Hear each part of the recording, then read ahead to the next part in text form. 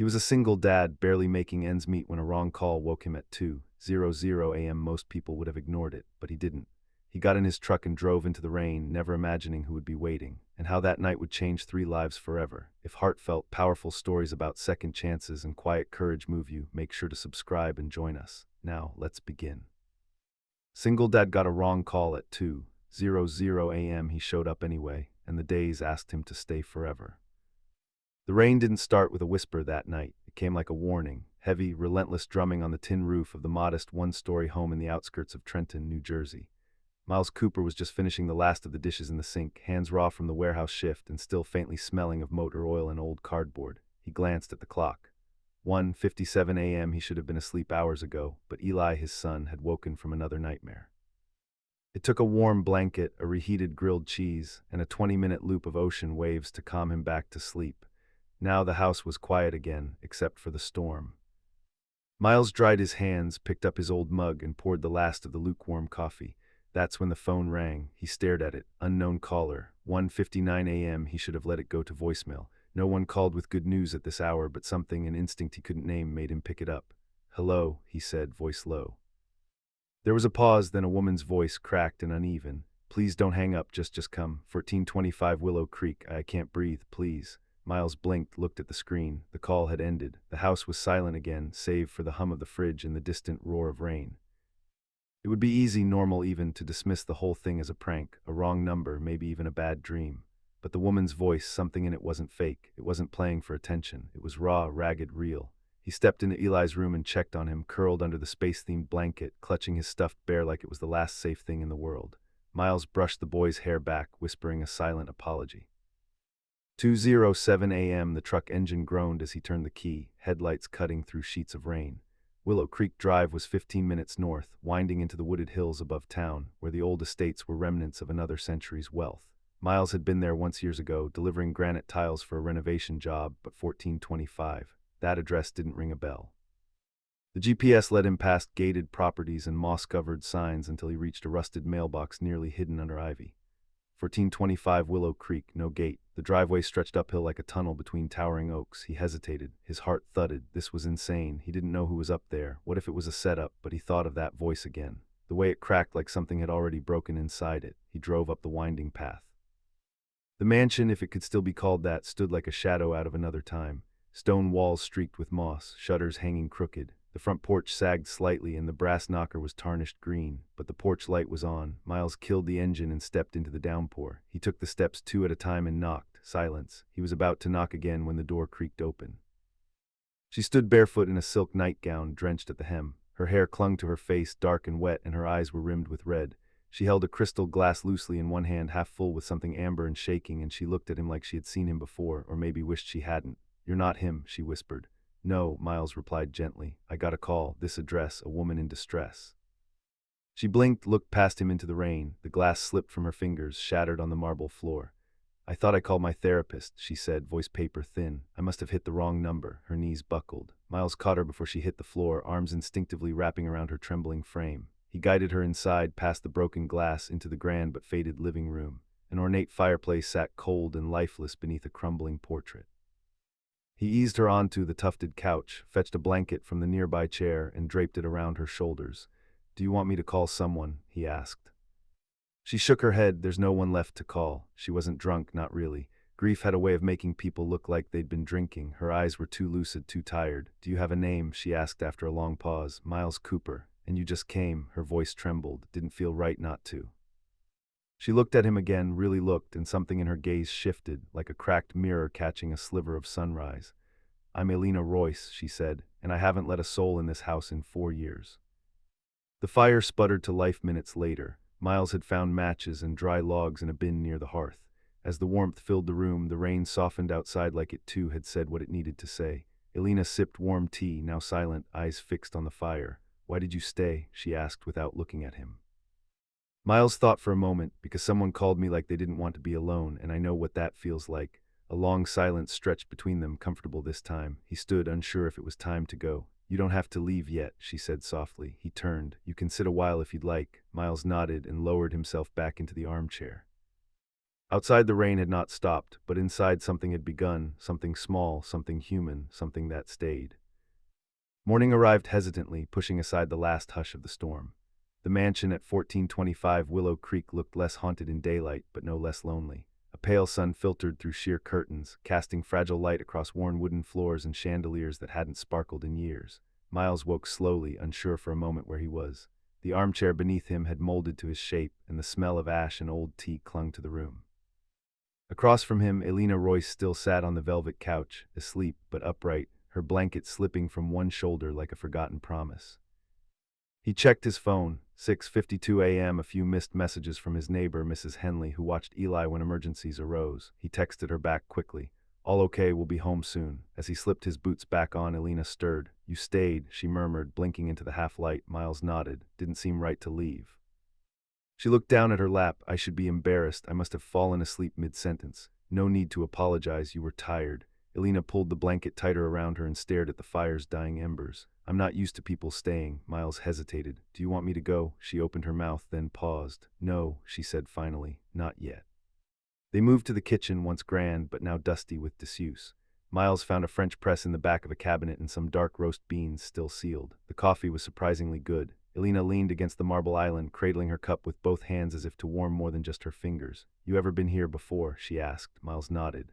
"Once years ago, I delivered stone tiles for a sunroom. Didn't know it was this house."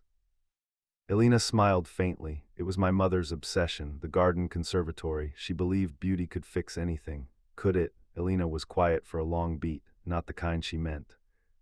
There was something delicate about her, like a snowflake caught between melting and freezing again, but beneath it was steel. Miles sensed. A woman who had known loss, not just sorrow. She didn't wear her grief like a wound, she wore it like armor. "Can I ask what happened?" he said gently. Elena traced her finger along the rim of the mug. "It was a flight to Aspen. My parents, my younger brother, they'd gone ahead. I was supposed to follow the next day." She looked up, her voice thinning. The weather turned. Their plane went down over Wyoming. Private charter, no survivors. Miles lowered his gaze. "I'm sorry. Don't be." Everyone was for a while, then the cards stopped, the calls, and people moved on like they always do. "I didn't. You stayed here." "I disappeared here," she corrected. "I had money, but no reason to spend it, a name, but no need to say it, so I stopped." She sipped her coffee. "Until last night, until I panicked." Miles leaned forward. "You didn't panic, you reached out. That's different." Elena tilted her head, considering that. "Maybe," she said, "but I still called the wrong number." He offered a half smile. "Or maybe the right one, just not the one you intended." A flicker of something passed through her eyes, relief perhaps, or doubt softening for the first time in years. Mid-morning, Elena offered a short tour of the house. The vast corridors echoed under their steps. Faded family portraits lined the walls, smiling elegant people forever frozen in time. One painting stopped Miles in his tracks. A young boy about 10 stood next to a dog that looked half wolf. The boy had mischievous eyes and a face eerily like Elena's. "Your brother," she nodded. "Charlie. He was the only one who knew how to make me laugh until I snorted." Miles chuckled. "That's a rare skill." They reached the conservatory, glass walls and roof now streaked with grime, but sunlight still streamed in like a memory. Ferns and forgotten vines clung to the stone. It was beautiful in a wild, unkempt way. "This used to be my favorite place," she said, "before I stopped growing things." Miles looked at her, then at the dirt-crusted planters. "You ever think about starting again?" She shrugged. "What for? Who would see it?" "You." Before he left, Elena walked him to the front door. She held it open, the wind tugging at her sweater sleeves. "Thank you for coming," she said softly. "Even if you weren't supposed to, you're welcome." Miles hesitated.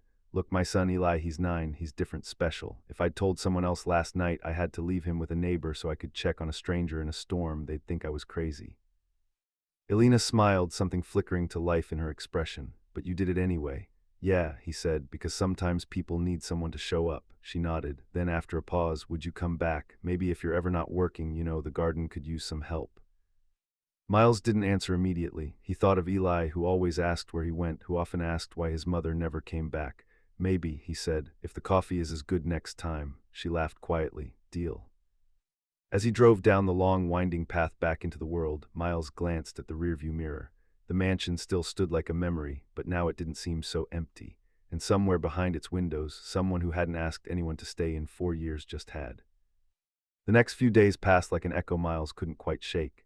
He returned to his daily routine, early shifts at the loading dock, grocery lists scribbled in fading ink, helping Eli with his reading exercises. But something had changed. It wasn't just the memory of the rain or the firelight warming Elena's face. It was the feeling that he'd been invited into someone else's silence and asked in a wordless way not to leave it behind.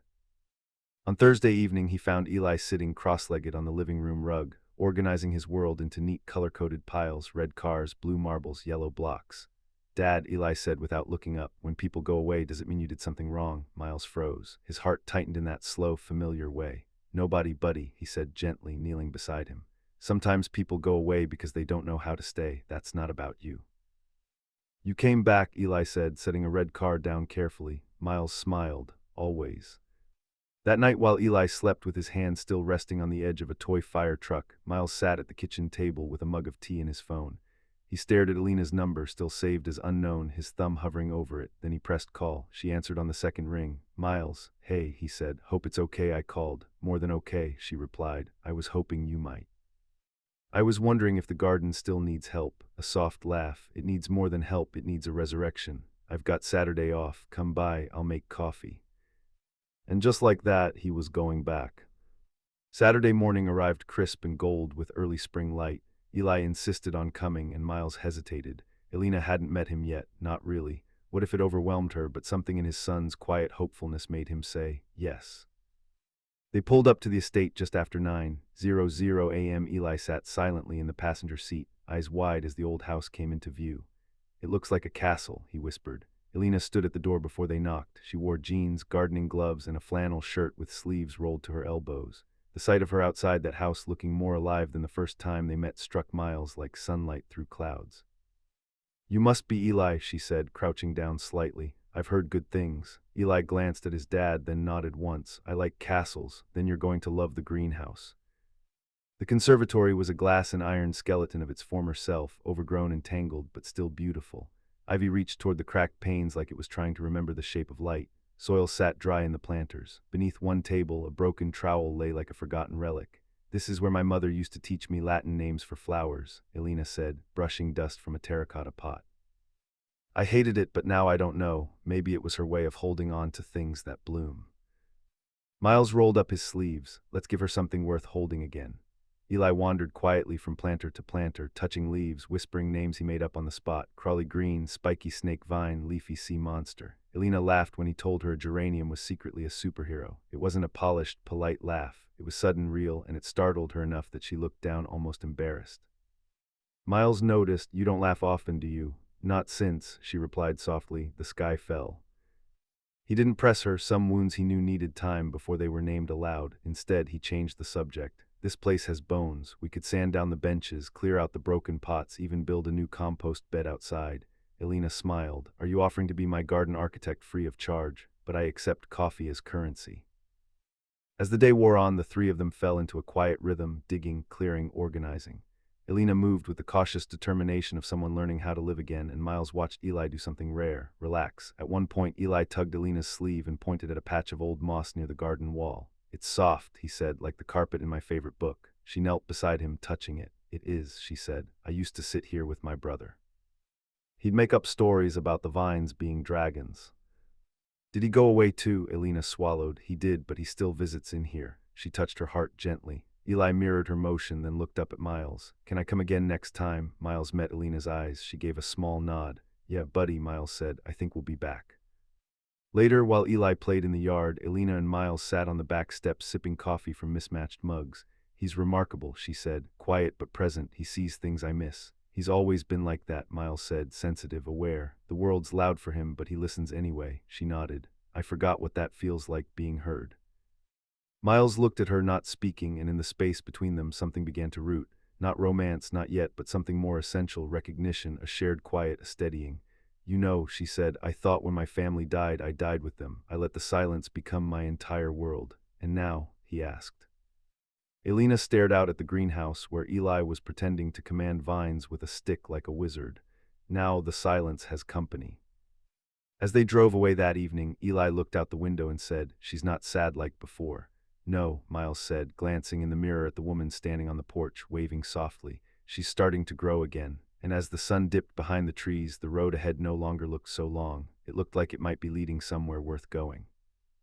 First week of April crept in with unseasonal warmth, melting what was left of the frost and bringing with it the scent of damp earth and lilacs barely blooming. Miles and Eli returned to Willow Creek every other day after school and work, spending late afternoons in the greenhouse, slowly taming the wilderness. Elena seemed different with each visit, still reserved, yes, but the stillness inside her had changed shape. It no longer felt like absence. It felt like someone remembering how to live. Eli called her Miss Elena and had decided she was officially keeper of plant names. She accepted the title with mock seriousness, jotting down his invented species in a little leather notebook. Miles watched them from the side, sometimes wiping sweat from his brow with a worn hand towel, struck by how easy the laughter came now, how natural the three of them looked in the sunlight. It was one of those late afternoons after Eli had gone off chasing a dragonfly with a stick when Elena cleared her throat. "I want to make you an offer," she said. Miles looked up from the pile of broken terracotta he was sorting. "Oh, don't worry," she smiled. "Not marriage yet," he chuckled. "That's a relief. I left my tux at the laundromat." But when she didn't laugh in return, just stared down at her gloved hands, he knew she was serious. "You're spending hours here working, fixing things, making this place breathe again. And I have all this space, rooms collecting dust. I was thinking, what if you and Eli moved into the guest house just for a while?" The words landed in him like a stone in still water, quiet at first, then rippling outward. "Elena," he started, but she held up a hand. "Not charity, not pity. I'm not trying to save you. This house has been a tomb for too long. But when you and Eli come here, it feels like something new is growing, and I want more of that." He didn't respond right away. She didn't rush him. He looked past her to the greenhouse now cast in the gold of the setting sun, where Eli crouched beside a cluster of budding tulips. Then down to his own calloused hands stained from years of work that rarely paid enough. A part of him wanted to say yes, wanted it so badly he ached, but another part hesitated. "I've spent my whole life working for everything we have," he said slowly. "We don't take handouts. I've made a point of that for Eli's sake." "Then don't think of it as a handout," she said. "Think of it as a partnership." He raised a brow. "The house needs restoring," she continued. "The grounds are a mess. I can't manage it alone. I'm willing to hire someone, but I'd rather it be someone who already knows the soul of this place. And you bring more than just labor, you bring intention." Miles blinked. "That's one hell of a job title." Elena finally let out a soft laugh, then considered a residence with purpose. That night, long after Eli had fallen asleep in his bed, surrounded by plastic dinosaurs and art projects, Miles sat alone on their sagging sofa, trying to think straight. What was he so afraid of? The offer was genuine. Elena wasn't the type to manipulate or guilt anyone, and truthfully, their current apartment was falling apart. Leaky pipes, spotty heat, and the constant drone of traffic through thin windows. Eli hated it, especially the unpredictability of loud noises at night. But they'd survived worse. Still, what would it mean to live there in her space? Would they be guests, workers, something more complicated? He thought of Eli that afternoon, running barefoot through the grass, completely at ease. He thought of Elena not as the heiress or the recluse, but as a woman, still quietly rebuilding herself, who had looked him in the eye and asked him to stay. The next morning, he packed up a box of Eli's books and some basic tools and drove back up the winding path to Willow Creek.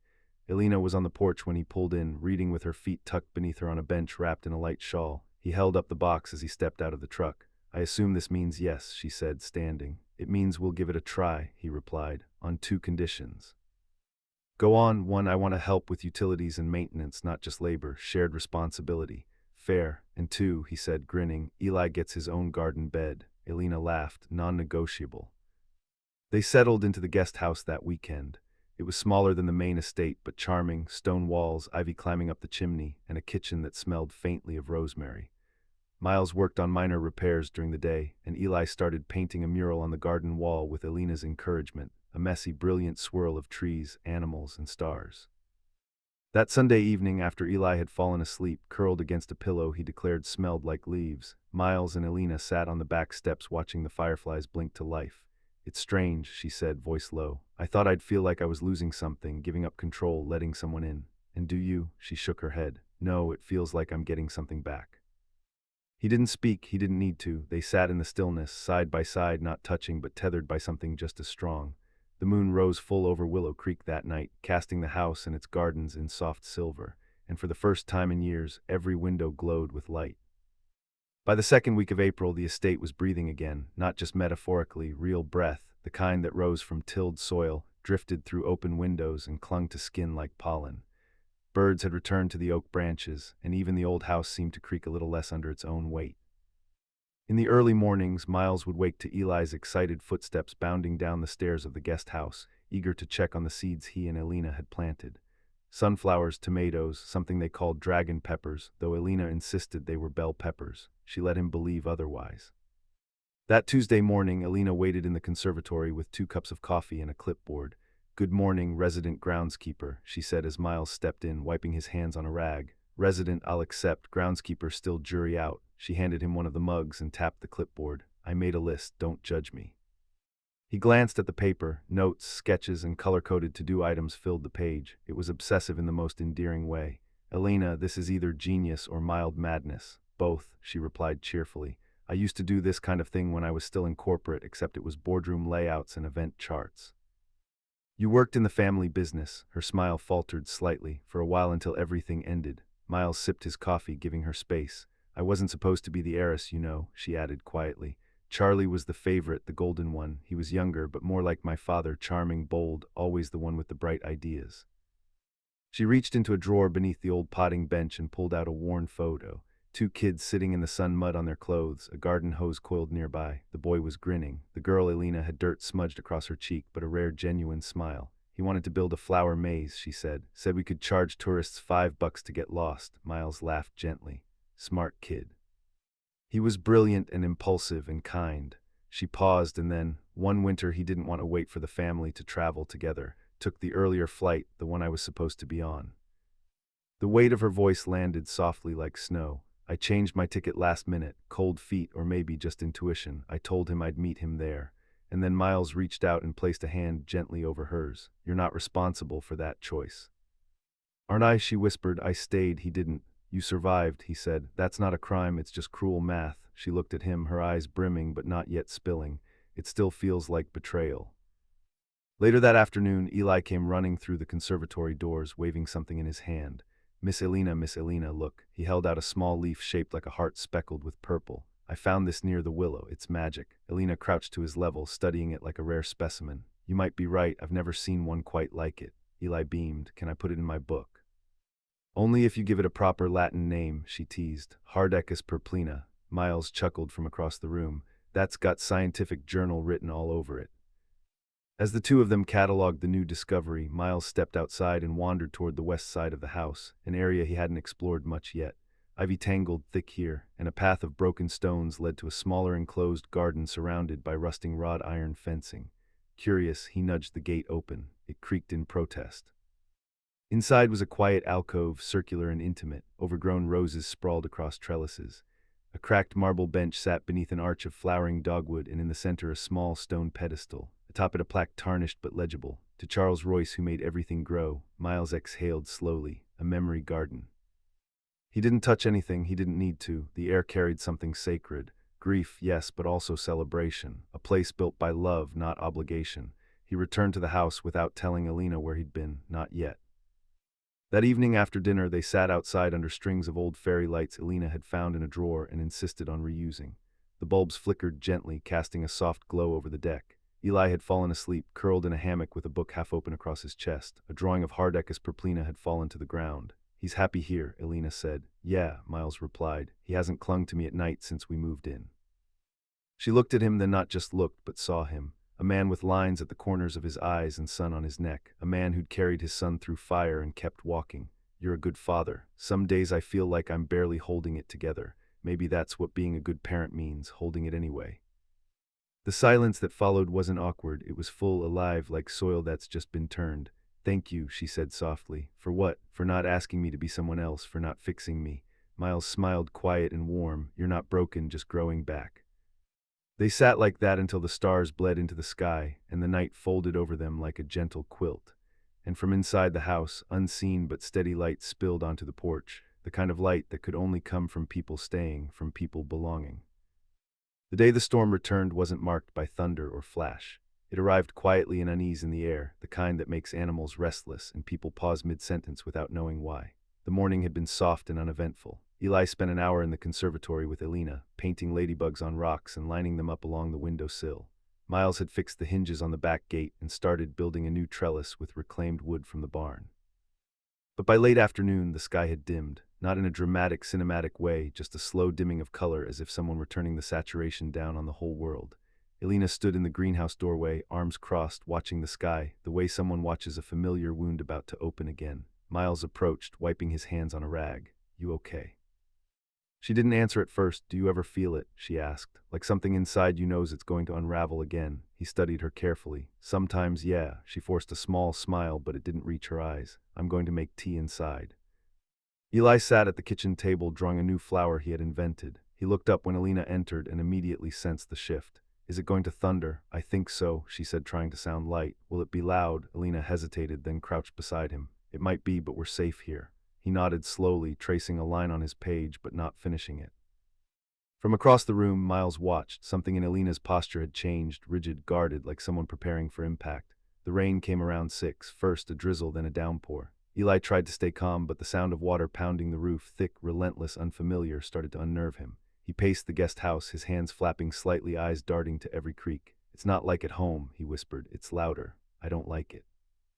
Miles crouched in front of him, grounding him with both hands on his shoulders. I know, but we're okay. It's just water. It's like the roof is getting a back massage. That earned a small smile, a breath. Miles exhaled. Do you want to go to the main house? Maybe it'll be quieter. Eli nodded. They ran through the raincoats over their heads and arrived soaked at Alina's door. She opened it with a strange look, part worry, part something else. Storm's getting worse, Miles said, shaking off his coat. I know, she said quietly. Eli made his way to the living room, curled up under the thick throw on the couch. Alina sat beside him, stroking his hair with a hand that trembled just enough for Miles to notice. He didn't say anything. He went into the kitchen to warm milk, added a hint of honey, and brought it to her. She took it with a nod of thanks. Then it happened, a sudden crack, jarring, lightning followed by a sharp clap of thunder.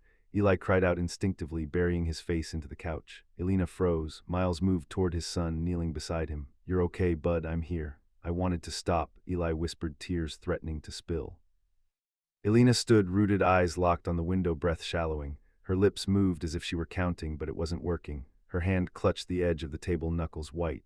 Alina, Miles asked gently. She didn't respond. Instead, she turned and walked quickly toward the hallway.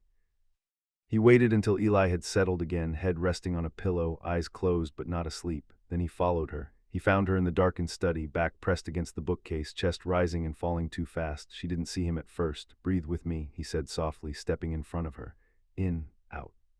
She shook her head, tears spilling down now. I thought I was okay. I really thought you were okay, he said firmly. But it's a storm, and storms wake up things we bury. She sank to the floor, shoulders trembling. I should have been on that plane. If I had, maybe they stop. His voice wasn't loud, but it was steady. Don't go back there. You didn't get on that plane. That was not your fault. Then why does it still feel like I broke everything by surviving? Miles knelt beside her, voice quiet but unwavering. Because grief lies. It tells you that your survival cost something it didn't. You didn't take anything from anyone. You lost too. She wiped her face, shaking her head. I was supposed to take care of Charlie. I promised my mom. You were a sister, not a shield. Silence stretched between them, heavy but necessary. Then after a moment she whispered, I'm scared of being whole again, of forgetting. You're not forgetting, he said. You're making room. Later, when the storm had passed and the wind softened into rustling leaves, Miles returned to the living room. Eli was asleep, peaceful now, curled like a question, finally answered. Alina stood nearby, watching him. He trusted me, she said. Even when I froze, he didn't run. He knows you care, that's what he sees. She nodded. Then, without thinking, she reached out and touched Miles's arm lightly, like checking if he was really there. Thank you, she said. For what? Staying. The next morning, the air smelled clean, reborn. The garden shimmered with dew. In the silence that followed the storm, 3 people woke in a house that had finally let the past echo and then let it go. And somewhere quietly, something deeper than comfort had taken root, not just healing, but trust. The sun returned 2 days after the storm, golden and gentle as if apologizing for what had passed. The earth soaked it up greedily. So did the people at Willow Creek, but something in the air had shifted. Miles noticed it first. Alina was quieter than usual. Still kind, still present, but distant in a way she hadn't been since the beginning. She moved through the house like someone rehearsing the role of themselves, smiling at the right moment, saying all the right things. But something was missing beneath it all. He didn't push her, he'd learned not to chase people into their silences. But Eli noticed too. On Saturday morning, as they sat on the porch steps, Eli clutched his sketch pad and stared off toward the greenhouse. Miss Alina doesn't laugh anymore, he said softly. She'll laugh again, Miles replied, brushing a leaf off his son's shoulder. Did I do something wrong? The question hit Miles like a sudden wind. No, buddy, not at all. Eli pressed his pencil down a little too hard, snapping the tip. She liked my dragon peppers. She still does. Eli didn't reply. He got up and walked into the house. Later that afternoon, Miles found a note on the kitchen counter. in Eli's handwriting, crooked, careful, full of emotion he didn't yet know how to say. Dear Miss Elena, I don't know if you're sad because of the storm or because I'm not funny anymore, but I think you're brave and I like your flowers. If you want, you can borrow my red crayon. It helps when I feel mad or gray. Love, Eli. He read it twice, heart tight in his chest. Then he folded it carefully and tucked it into a small brown envelope. That evening, when the estate was quiet and the sun had melted into orange, Miles made his way to the main house alone.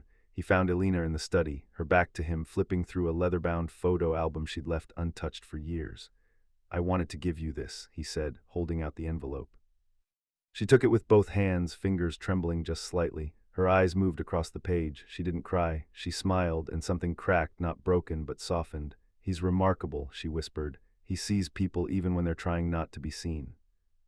Elena held the letter to her chest, then looked up at Miles.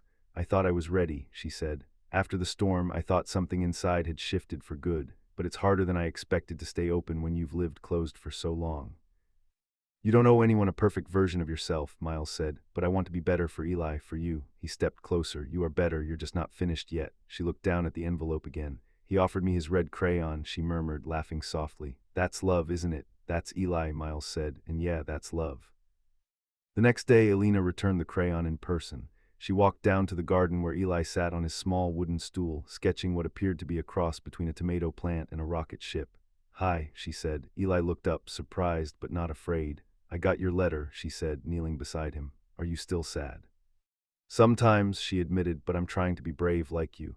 He studied her for a moment, then offered the crayon again. Keep it longer this time, he said. Red is strong. Elena smiled. Thank you. I made you something too, Eli said, rummaging in his bag. He pulled out a small laminated card drawn in marker. Official garden club membership. Miss Elena Level Brave Flower. She took it like it was a medal. Later, Elena found Miles in the workshop sanding down an old bench.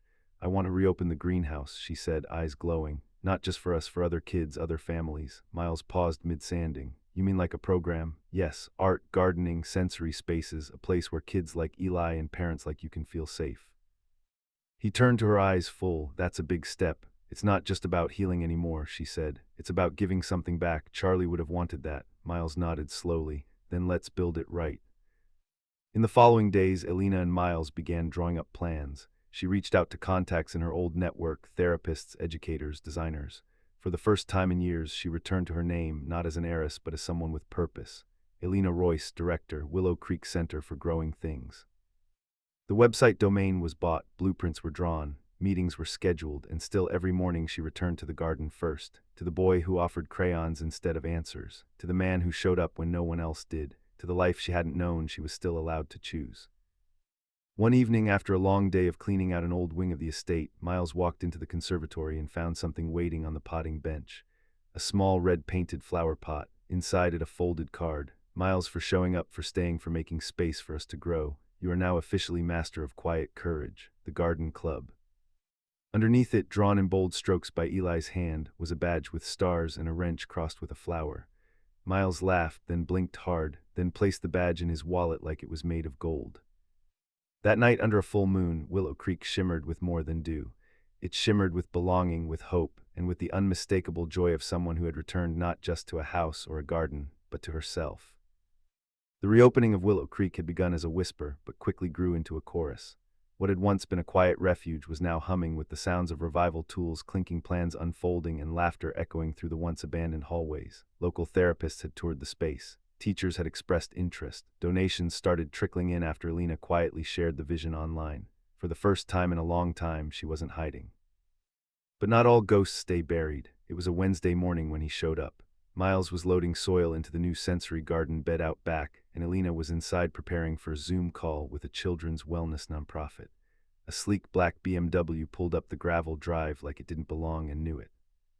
The driver's door opened and Lucas Heiress stepped out. Tailored jacket, designer shoes, and that unmistakable air of someone who never questioned whether he belonged somewhere. Miles wiped his hands on a towel, standing slowly. He didn't know who the man was yet, but everything about him triggered a quiet alert in his bones. Can I help you? Miles asked evenly. Lucas barely glanced at him. You're the one who moved in, the gardener, something like that. Lucas turned toward the main house, already climbing the stairs. I'm here for Elena. Miles didn't stop him, but he followed.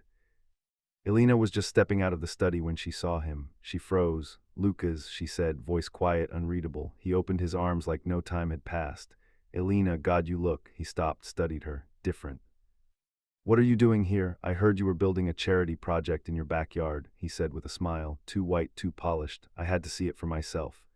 Miles stayed behind near the hallway. Elena glanced at him briefly, her shoulders squared. "It's not a charity. It's a center for families, for kids who need a place to feel safe." Lucas shrugged. "It's just surprising. The Elena I knew didn't do dirt." Elena didn't flinch. "Maybe you didn't know me as well as you thought." Lucas stepped closer, voice dipping just enough to sound intimate. "You know, your name still means something, right? You could be anywhere, New York, Paris. Why bury yourself in this old mausoleum?" "Because this mausoleum saved me," she replied, "and it's going to save others." Miles didn't realize he'd moved closer until Elena's fingers brushed his. Lucas's eyes narrowed. "So this is your new project?" he asked, voice cold. "Handyman turned life partner." "Don't," Elena said, calm but firm. "Don't diminish people because they live differently than you," Lucas scoffed. "I'm just saying be careful. This place is your last name.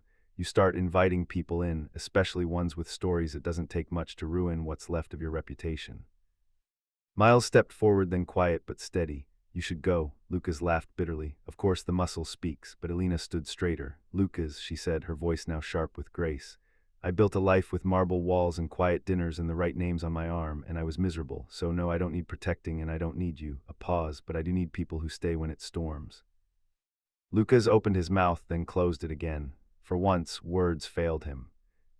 After he left, Elena stood on the porch in silence. Miles joined her, not speaking. She exhaled slowly. "That man once asked me to marry him on the balcony of a yacht off Santorini. I'm guessing you said no." I said yes. Miles turned. "Really? It lasted 6 weeks. My grief didn't match his image of me." "I can't picture you on a yacht." Elena smiled faintly. "Neither can I anymore." They stood in the quiet, the wind rustling through budding vines. Then she looked at him. "Do you ever worry the past is going to knock everything down again?" "Every day," Miles said, "but I build anyway." That evening, Eli returned from school to find Elena sitting in the garden with an old box beside her. Inside were photographs, letters, and mementos, pieces of her past she hadn't touched in years.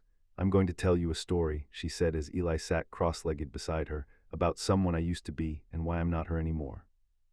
She spoke carefully, choosing words Eli would understand but not watering down the truth. About love that looked perfect but felt cold. About people who only stayed when it was convenient. About realizing that real strength wasn't in shutting people out, but in letting the right ones stay in. Eli listened closely, then reached into the box and pulled out a faded photo of Elena and Charlie. "He looks like you when you laugh," he said. Elena blinked hard. "He was my best friend." "He still is," Eli said simply. That night, Miles walked into the conservatory and found Elena standing barefoot among the flowers. The glass ceiling above glowed with stars. "You stood up for yourself today," he said. "I did, proud of you." She turned. "I wasn't sure I had it in me."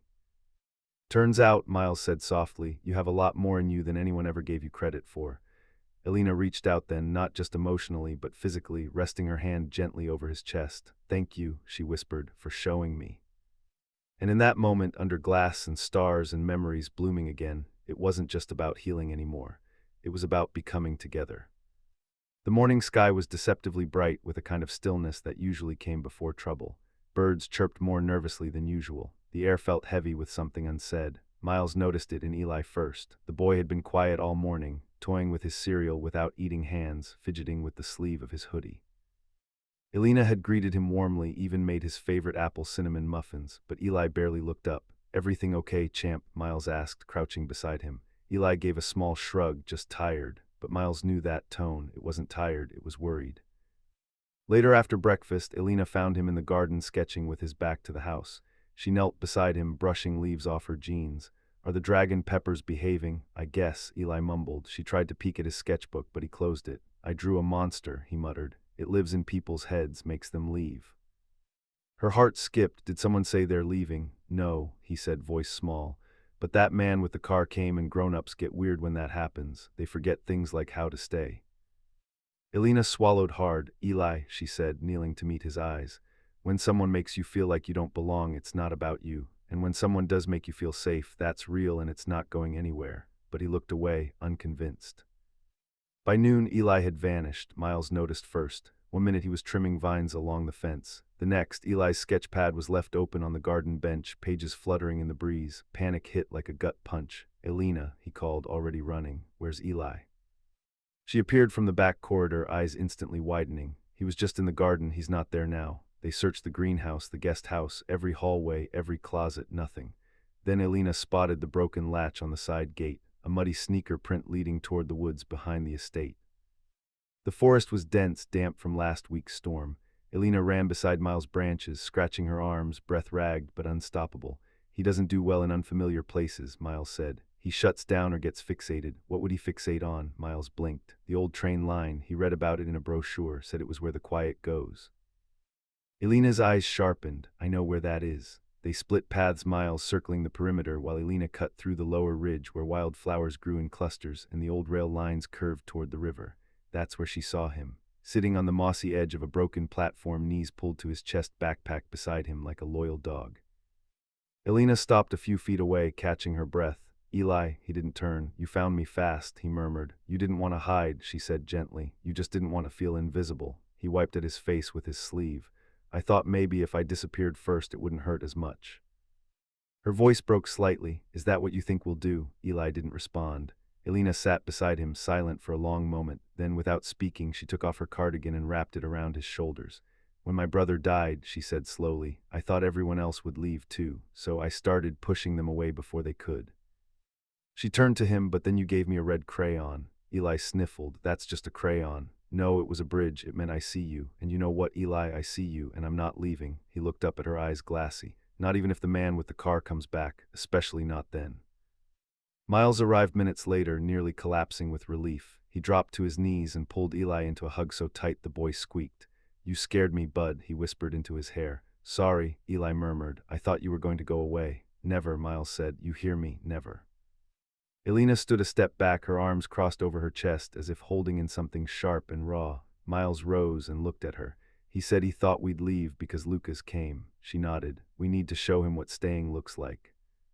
That evening back at the estate, Eli sat between them on the porch, swinging a blanket over his lap and hot cocoa in hand. The stars peeked through clouds above. Crickets hummed. I think I don't like goodbye, Eli whispered. Me neither, Elena said. So let's make a rule. No goodbyes here, just see you tomorrows. Eli nodded. Okay. Miles draped an arm around his son, then around Elena. For a moment they sat in the kind of silence that only comes when people finally feel safe. You know, Miles said softly, for a runaway you left behind a pretty clear trail. Eli grinned. I meant to. I wanted you to find me. Later that night, long after Eli had fallen asleep, Elena stood at the edge of the garden alone. The moonlight illuminated the stones, the archway, the soil that had seen so much loss and now so much life. Miles stepped beside her. You were amazing today. No, she said, I just followed my heart. Exactly. She turned to him, eyes searching his face. Do you think it's really possible to be whole again? No, he said, brushing a strand of hair from her cheek. But I think it's possible to be real and loved, and that might be even better. And then slowly, like the first unfurling of a bloom long in winter, she leaned into him. No words, just presence, and the quiet, certain truth that this time no one was going anywhere. 3 weeks after the runaway scare, Willow Creek had not only recovered, it had transformed. The broken parts had not vanished, but they had been woven into something stronger. Like the cracks in old stone filled with gold in Japanese kintsugi, the estate had become more beautiful because of its past, not in spite of it. The greenhouse sparkled again, not just with sunlight bouncing off freshly cleaned glass, but with life. Planters bloomed with wild flowers. Vines curled lovingly along new trellises, and along one entire wall, hand-painted tiles bore names of children who had visited the property. Eli Hardekis, Marable, Theo, and many others written in wobbly letters. Elena stood at the edge of the garden in a sundress, clipboard, and hand hair in a loose braid that she'd stopped pretending needed to be perfect. Around her, volunteers from the community moved in a practiced rhythm, hauling mulch, painting benches, preparing for the big event tomorrow, the garden unveiling. Do you know what today is? She asked Miles, who was fixing the final slat on the new sensory wall. He looked up, wiping sweat from his brow. If you say your birthday, I'll panic because I didn't get you anything. Not quite, she smiled. Today marks 100 days since you answered the wrong call. He paused, looked around, then at her. Funny how the wrong call turned out to be exactly the right one. You were my rescue, she said quietly. You were mine, too. Elena's eyes shimmered, but she didn't cry. She didn't need to anymore. She had learned how to feel without unraveling. Inside the main house, Eli sat at the kitchen table with his newest friend, Maya, a girl his age with selective mutism. She'd been brought by her aunt a week earlier, and to everyone's amazement, Eli had been the first person she'd willingly communicated with, using drawings, hands, and the language of shared space. Today they were building wind chimes from old spoons and ribbon, quiet music for quiet minds. Elena watched them for a moment from the doorway and felt her throat tighten. This was what healing looked like, not a grand epiphany, but a child humming while they create, a room that once echoed with emptiness, now echoing with possibility. That afternoon, Elena held the first staff meeting in the sunroom. It was just her Miles, a part-time counselor named Rosa, and a local therapist who volunteered every Tuesday. They sipped sweet tea and went over the schedule for the launch. "Do we have enough chairs?" Rosa asked, flipping through the checklist. "Enough to seat a small village," Miles replied. "Press?" Elena asked. "Local paper confirmed." Rosa nodded. "They want to feature your story." Elena stiffened slightly. "Don't worry," Miles said, touching her hand. "You control what's shared." She nodded. "I'm not hiding anymore, but I want the focus to be on the kids, the place, not me. Then that's what it'll be." That evening, Elena and Miles walked the perimeter of the estate together, checking last-minute details. Solar lanterns lit the pathways. The repaired fountain burbled at the center of the courtyard. There was music in the air, soft wind leaves in motion, the murmur of new life settling into old bones. They paused at the memorial garden, now surrounded by benches and flowers in full bloom. A new plaque had been installed beside the one for Charlie. "This garden is for the ones who stayed and the ones who found their way back." Elena ran her fingers across the words. "Charlie would have loved this." "I think he does," Miles said. She turned to him, emotion in her eyes. "You think we can really do this, build something that lasts?" "You already are." "I never planned any of this," she whispered. "I was just trying to survive." "Surviving is where most beautiful things begin," he said. Back inside, Eli sat on the couch barefoot, reading a book out loud, quietly as Maya traced the words with her finger beside him.